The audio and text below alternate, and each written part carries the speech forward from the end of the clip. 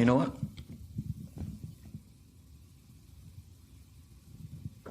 I'm not leaving.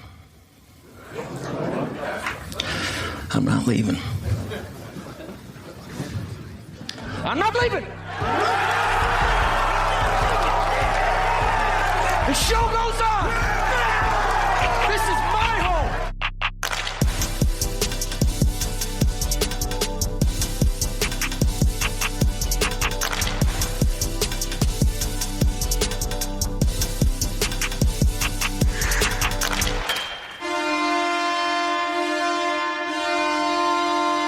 Bienvenue à la Brigade, épisode spécial Brady Tkachuk.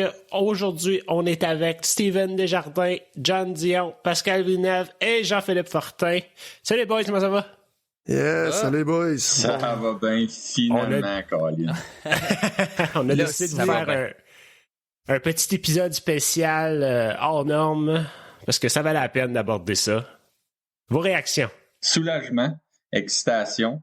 Finalement, un contrat qui fait du sens pour les deux côtés. Écoute, je pense que c'est une des signatures les plus importantes de l'histoire de l'organisation, là, d'après moi. Je pense que c'est le deuxième contrat le plus élevé de l'histoire, si je ne me trompe pas. De l'organisation, ouais. Je pense que M. Carson, c'est le premier. JP Fortin, tes réactions? Ben, moi, agréablement surpris du 7 ans. Parce que au jour qu'il a signé, j'aurais jamais cru qu'il aurait signé 7 ans. On y croyait plus, hein? Fait que ça, je me fous. Tu sais, en fait, le salaire m'importe peu. Le 7 ans me rassure beaucoup. J'étais très content. Pascal? Très content. Ben moi, en éternel pessimiste, pour moi, dans ma tête, c'était fini. Là. Premièrement, j'aurais jamais pensé qu'il aurait signé plus que 3 ans. Je me disais, il n'y a aucune raison de signer plus longtemps que ça. Avec le plafond salarial qui va monter, c'est 0 à son avantage. Dans ma tête, là, je le voyais déjà parti. Là, j'étais rendu là. J'avais quasiment déjà fait mon deuil. Je pense que t'es pas le seul, ouais. Ouais. Moi aussi, ouais. de mon côté, j'ai l'impression qu'ils ont un peu sauvé les meubles, comme ils disent, en le signant juste avant le match d'ouverture. J'ai l'impression qu'avoir attendu après, pour quelconque raison, il y a beaucoup de partisans qui auraient fait « Ah, tu sais ». Mais ouais. là, étant donné qu'ils l'ont fait juste avant, qu'ils ont réussi à l'avoir pour le match, ça a comme... Il y a beaucoup de gens qui vont se dire « Ah, OK, c'est correct. » Ouais. Ouais, s'il avait fallu que ça traîne plus longtemps, comme ma mère dit toujours, ce qui traîne se salit. Ben, si la négociation avait traîné plus longtemps, ça se serait sali. John, tes réactions? Ben, comme vous autres, très surpris, mais aussi, j'ai vu ça comme une signature d'espoir parce que je me disais, si Tkachuk s'en va, bon, ben, ça regarde pas bien pour les autres qui vont suivre. Puis bon, si Tkachuk a signé, là, je me dis, rien n'est impossible. On va pouvoir re-signer nos joueurs, tout un peu de la même âge, puis tout ça. L'avenir est beau à Ottawa, puis c'est le fun d'être un fan d'Ottawa. Ça fait longtemps qu'on n'a pas dit ça. Yes! Moi, j'ai adoré voir l'accolade de Chabot. Tu sais, là, dans la vidéo, quand il rentre dans le vestiaire, là, les accolades. Il est tellement excité. Il a sauté dans les bras comme un enfant saute dans les bras du Père Noël. Tu vois la sincérité, hein? Puis Stoutzley qui rit sur la glace quand qui monte Tkachuk, là, c'était assez comique, je te dis. C'est-tu moi, mais Tkachuk a pris du poids un peu, puis il a pris de la masse. Il est devenu plus monsieur, on dirait, hein? Apparemment, presque un 8 livres de plus que l'année dernière. OK. Selon tes sources? Selon mes sources, la balance dans la... Mais il a plus sa petite face, hein, tu sais, avec le sable de draft, là, tu vois qu'il est en train de maturer, il est en train de vieillir, c'est assez drôle. Ça, 8 livres pour les gens de l'Est ontarien, c'est à peu près 8 sacs de curds. Si on veut calculer ça de même. On le sait pas, mais il est allé en retraite à Saint-Albert pendant l'été. Pascal, toi, t'étais sur place. C'était quoi le vibe dans l'aréna? Ah oui.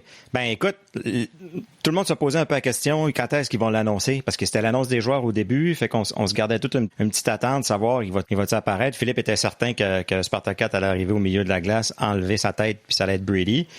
Wow. Ça a été épique, man. Imagine. Ça a été solide. Fait que là, la game commence, on sait qu'il s'en vient, on disait qu'il était en route, je pense, mais on n'en savait pas plus. Fait que au milieu de la première, ils se mettent à nous mettre à jouer le vidéo qu'on avait un peu toutes vues sur Twitter déjà. Puis à la fin du vidéo, ça l'arrête. Quasiment un record scratch. Ça reste comme ça pendant 2-3 secondes. Puis là, tout le monde se demande pourquoi. Puis on se met à regarder ailleurs puis à faire d'autres choses. Puis là, la vitre qui casse à la Stone Cold Steve Austin. Bang! Sur le gros écran, on voit Brady. C'était fourette. complètement fou. On dirait Tout le monde se met à crier. Ouais, lève les bras dans les airs, let's go! Puis il se met à faire le Frank de Tank, puis le monde on virait fou. Ils nous avaient tous donné des serviettes à l'entrée, là, des petites, plus des débarbouillettes que des serviettes, là, des sénateurs. Tout le monde se mettait à tourner le serviette, puis non, c'était tout un feeling. Puis les chants à la Brady, là, c'était vraiment nice. Ça donnait des airs de Alfie, là. C'est drôle parce qu'à Vegas, ils donnent vraiment des gros bâtons lumineux à tout le monde. À Ottawa, c'est encore les serviettes, mais peut-être un moment donné, là, on va avoir les gros bâtons. On est rendu à des barbouillettes, là. T'as le dit, c'est pas gros. Bon, moi, j'adore les serviettes, là. J'aime bien mieux ça. Tout voir le blanc, là, en série, là, quand les joueurs sont sur la glace, là. Tu sais, les lumières en plein milieu d'une partie, là, tu le vois pas avec toutes les lumières, là. Mais pendant la game, là, quand tu fais tourner tes serviettes, c'est merveilleux. Moi, j'adore ça. C'est juste bon au début de la game. Parce qu'il fait noir, fait que là, tu vois les lumières, mais c'est vrai qu'après ça se perd. Pendant toute la période des discussions, il y a eu beaucoup de gens ce qu'on entendait, c'était que Brady Tkachuk voulait des bonus à la signature. Finalement, il n'y en a pas eu dans son contrat, tout comme Drake Batterson et Thomas Chabot d'ailleurs. Mais là, moi, je me suis dit, c'est quoi ça, un bonus à la signature? Steven, t'as fait ta petite recherche. Explique-nous donc ça, là. Comment ça marche? C'est quoi les avantages? Pourquoi est-ce qu'un joueur veut un bonus à la signature? Moi, je compare ça à un down de maison. Vous expliquez pourquoi la comparaison? Fait que, dites-vous, là, à chaque 1er juillet, tout joueur qui a un sign-in bonus, il reçoit un petit chèque du sign-in bonus. Le meilleur exemple, c'est John Tavares à Toronto. Là. Lui, son sign-in bonus est assez considérable. Donc, tu sais, un down de maison, tu le fais une fois au début quand tu la jettes. Mais un joueur, tu le fais à chaque année, à chaque 1er juillet pour la longueur de son contrat. Fait que pendant 7 ans, admettons, sign-in bonus de 6,2 millions. Il va recevoir 6,2 millions. Le joueur va recevoir 6,2 millions le 1er juillet. Mais la différence de son salaire va être calculée le restant de l'année. Ce qui veut dire que dans l'éventualité d'un autre lockout, on l'espère pas, le joueur va être payé peu importe. Tous les joueurs qui ont des sign-in bonus vont recevoir le sign-in bonus, mais les joueurs qui n'ont pas de sign-in bonus ne seront pas payés. C'est en salaire, ouais. Les salaires ne sont pas payés à ce moment-là. C'est lockout-proof, comme qu'ils appellent, puis ça a été fait après les lockouts qu'on a eu dans les derniers 10-15 ans. On a eu 2, je pense. Fait que c'est ça, c'est pour que les joueurs se protègent, pour qu'ils soient payés dans l'éventualité. C'est sûr que ça va peut-être changer dans le futur, dans la prochaine négociation de CBA. Je crois qu'il a été renouvelé jusqu'en 2027-2028. Donc peut-être cette année-là, on va voir d'autres changements. Ça coûte cher aux propriétaires. Puis on sait, sans nommer de nom, qu'il y a certains propriétaires qui ont moins d'argent que d'autres, dont la raison que le 20$ de sign-in bonus à Kotkaniemi, c'est une joke. C'était littéralement rire de l'autre équipe. Puis c'était pour ça aussi que dans le temps, le sign-in bonus de Sébastien Aho de 9,2 millions que le Canadien avait mis dans l'offre à Aho, ben c'était comme peut-être Molson aurait dû sortir 9,2 millions de sa poche. Puis c'est pour ça aussi que souvent des échanges avant le 1er juillet, quelques semaines avant le 1er juillet, parce que le sign-in bonus est payé le 1er juillet. Ouais. Puis la raison pourquoi, entre autres, Melnyk est frileux d'en donner puis qu'il veut plus d'en donner, ça remonte à Danny Heatley. Hein, quand Danny Heatley avait demandé un échange, dans le temps, c'était-tu Murray ou c'était Muckler? Dans le temps, le DG avait fait tout un échange avec Edmonton, je crois. Puis Danny Heatley avait refusé. Puis en refusant, je pense que le lendemain, c'était le 1er juillet. Fait que les sénateurs étaient pris avec le joueur. 1, il avait demandé d'être échangé. 2, il avait refusé le premier échange qui était probablement le plus payant pour les Sens. Puis 3, les Sens étaient obligés de donner son signing bonus avant qu'il soit échangé. Fait que tu donnes 5-6 millions à un joueur de ta poche que tu es en train d'essayer d'échanger. T'sais. Fait que c'est depuis ce temps-là qu'il est frileux. Puis je sais que ce que les joueurs aiment beaucoup des signing bonus, c'est qu'ils reçoivent au début de l'année, ils peuvent le prendre au complet, l'investir, travailler avec, plutôt que de le répartir au travers de l'année. Puis les contrats sont construits généralement comme ça à cette heure. On prend en comparaison Alexander Barkov à Floride, son nouveau contrat de 8 ans. En salaire, c'est 1 million par année, puis le reste, c'est juste des bonus à la signature. Fait que, puis on voit ça de plus en plus. Là. Puis ça, Barkov, il y a Marco Poulain qui nous expliquait aussi qu'il y a aussi l'enjeu des taxes en Floride qui a rapport, dans son cas à lui, là, qui sauve de l'argent à ce niveau-là avec les bonnets à la signature. J'ai aussi vu que ça rajoute de la valeur à un joueur à son dernière année de contrat. Mettons, t'as Brady Ketch, ben non, là, il n'y a pas de signing bonus, mais un joueur qui a un signing bonus à sa dernière année, ben l'équipe qui le reçoit, mettons, dans le mois de janvier, il paye juste le restant du contrat sans toucher au signing bonus. Fait que, tu sais, une superstar à son dernière année de contrat, ben, ça va être très attrayant pour une équipe qui est contender, puis mettons la star dans une équipe qui fait pas les séries. Fait que ça rajoute de la valeur à un joueur. Son bonus a déjà été payé quand il vient de l'échanger. On l'a vu, on l'a tellement vu, je trouve, dans les dernières semaines avec tous les gens qui ont re-signé, puis il y a même McAvoy qui vient de re-signer aussi, justement, puis qui a des signing bonus d'environ 3-4 millions à chaque saison, plus son salaire qui est 9,5, et la première fois que ça arrive à Boston. Qu'on voit que tout de suite après le contrat recru, ça devient comme la nouvelle mode un peu là, de signer comme ça à long terme avec bonus. Ouais, ben, parce que je trouve que les joueurs qui ont un contrat d'entrée dans la nationale, qui ont tellement une grande importance dans l'équipe aussi rapidement, tu sais, Studula, ça va être la même chose, Norris, ça va être la même chose, ça va gagner tout de suite des 7-8 millions en partant. Puis parce que ces joueurs-là ont tellement une grosse importance dans le line-up, fait que les propriétaires ont pas le choix, puis les DG des payer, parce que c'est probablement le cœur de l'équipe tout de suite, là. Mais je trouve ça bien intéressant parce que là, on les paye vraiment pour leur meilleure année de hockey, tu sais, puis on leur donne pas un contrat quand ils sont rendus à 32, puis là, bon, non, c'est vrai. Par respect, on va leur donner 8 ans, puis qu'est-ce qu'ils veulent, parce que ça a été notre joueur de franchise. Fait que c'est quand même intéressant, puis c'est une bonne valeur, je pense, pour les Sens, puis pour les équipes qui font ça, là. Leur premier gros contrat est en prévision de qu'est-ce qu'ils vont faire, puis leur deuxième gros contrat est pour ce qu'ils ont déjà fait. T'sais. Si on regarde Carlson, là, qui son deuxième gros contrat, ça a été à cause de les deux Norris qui a gagné et non pour qu'est-ce qu'il fait sur la glace aujourd'hui. Je sais pas si vous avez vu la construction du contrat de Brady Tkachuk. Je crois de mémoire. La première année, c'est 4 millions. La deuxième, je pense, c'est 6 millions. Puis c'est soit 6,5. Puis c'est la troisième que là, il pogne le 10 millions. Puis sa quatrième, là, le 10 millions en bas. Fait que là, ça va être comme dans son pic de joueurs de hockey, parce qu'on parle tout le temps que le pic des joueurs de hockey, c'est 24-25 ans. Fait que là, ça va être environ dans ce gauge-là qui va gagner son plus haut salaire. Ça, c'est le unparalleled success, là.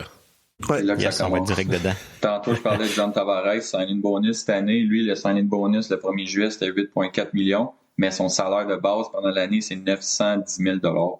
Fait que, vous voyez que, dites-vous que s'il était à sa dernière année de contrat, l'équipe qui le recevrait paierait juste à 900 000. La différence restant du 900 000 et non du 8,4. Fait que, c'est quand même très considérable. C'est ça, là, tu sais.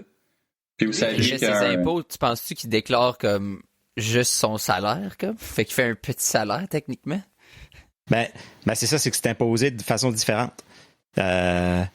Dépendant si ton signing bonus, il y en a c'est imposé seulement au niveau fédéral et non au niveau de l'État, je crois, le signing bonus, contrairement au salaire qui lui est imposé des deux côtés. Mais vous savez qu'un joueur sur son contrat de entry level a un signing bonus de 92 500 $ par année. Donc, dans l'éventualité d'un lockout, une recrue dans son année les 3 premières années, il y a 92 500 $ de signing bonus. Petit détail que j'ai découvert. Ça le protège, là. Ouais, un petit 92 000 $ garanti dans l'éventualité que quelque chose ne fonctionne pas. Mais là, on dit qu'on est vraiment content, puis on est positif. Signé 7 ans, on voulait du long terme. Mais de plus en plus, dans mes dernières lectures, dans mes dernières recherches, on s'est rendu compte que c'est pas un gage que le joueur va rester plus longtemps. T'sais, c'est pas parce que tu le signes longtemps qu'il va rester plus longtemps. Suffit qu'un joueur, là je vais être encore le gars casseux de partir, suffit qu'un joueur décide qu'il est pas bien puis qu'il veut s'en aller puis qu'il demande un échange que hey, là c'est la fin du monde qui est arrivé encore. T'sais. Ben, si on regarde la situation de Jack Eichel à Buffalo, là, c'est pas mieux ça là. Exact. Mais oui, je comprends tout le côté positif qu'on dit. C'est une signature qui va permettre d'en signer d'autres. Absolument. Puis il va être nommé capitaine, d'après moi, dans pas long. Tu sais, dans le prochain mois et demi, là, il va sûrement avoir un C sur la poitrine, là, lui. Là. Fait que... Ben, s'il joue dimanche, ça serait pas un bon moment. tu penses faire l'annonce C'est en conférence de presse, d'habitude, qu'ils ont fait ça. Carson, je m'en souviens, là, c'était le matin, là, en même temps que la signature de lui puis Bobby Ryan. Moi, je ferais une conférence de presse là, à 10h, 11h le matin. Là, puis... Parce que ça s'est fait rapidement. Là, on n'a pas eu la conférence de presse qu'il aurait dû avoir quand ils ont annoncé son contrat. Là. Ben, tu sais, Brady a fait une conférence entre la 2 et la 3e qui a été publiée le lendemain sur le site des Saints. Je l'ai écouté, c'était incroyable. Mais, tu sais, il y en a eu un, mais c'était comme low profile c'est ça, pendant la c'était game. rapide pendant la game, c'est ça que je dis. Fait que c'était spécial. Peut-être qu'ils vont nous annoncer quelque chose la semaine prochaine. Mais l'occasion était belle, JP, tu ne fais part que ça aurait été assez épique qu'il arrive à l'arena, puis mettons dans sa présentation, là, Your Captain, Number 7, Brady Tkachuk, ça aurait été... Ben, j'y croyais pas, mais je l'attendais. Là. J'étais comme là, ils ont commencé à présenter des joueurs au début du match. Là, tu sais, ils vont en ordre de numéro. Fait que là, ils vont, tu sais, Artem Zub, ta. Là, ils traversent le numéro 7. Ils présentent Josh Norris. Fait que là, t'es comme, oh. Mais là, c'est normal. Ils vont annoncer les assistants et les capitaines à la fin. Ça va. Là, on arrive à la fin. Les commencent. Il y en a beaucoup d'assistants qui ont présenté. Zaitsev, Connor Brown, j'en oublie un. Nick Paul. Là, Chabot. Ah ben, tabarouette. Puis là, il y a juste... Puis là, je l'attache, comme là, ils vont le dire, là.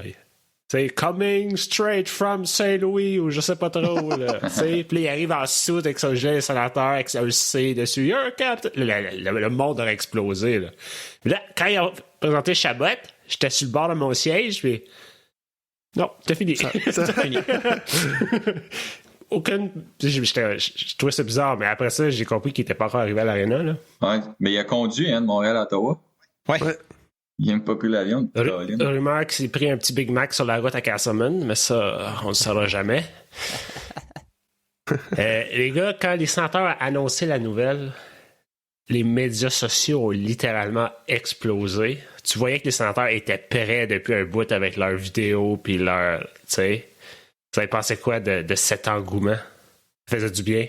Ben, tu sais, moi, cette journée-là, j'étais actif parce que c'était le début de la saison, puis le match d'ouverture.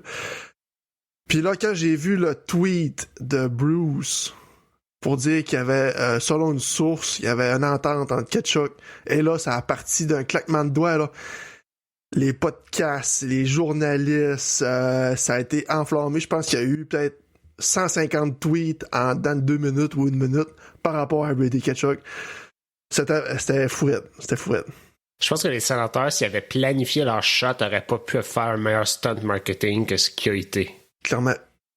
Non, puis tu sais, ça prouve que c'était tout fait d'avance aussi. Puis à quel point ça aurait été triste s'il n'y avait pas re-signé. Tu sais, il y avait un échange, mais l'équipe des médias a déjà travaillé sur des memes puis plein d'affaires, tu sais, pour publier pendant des semaines.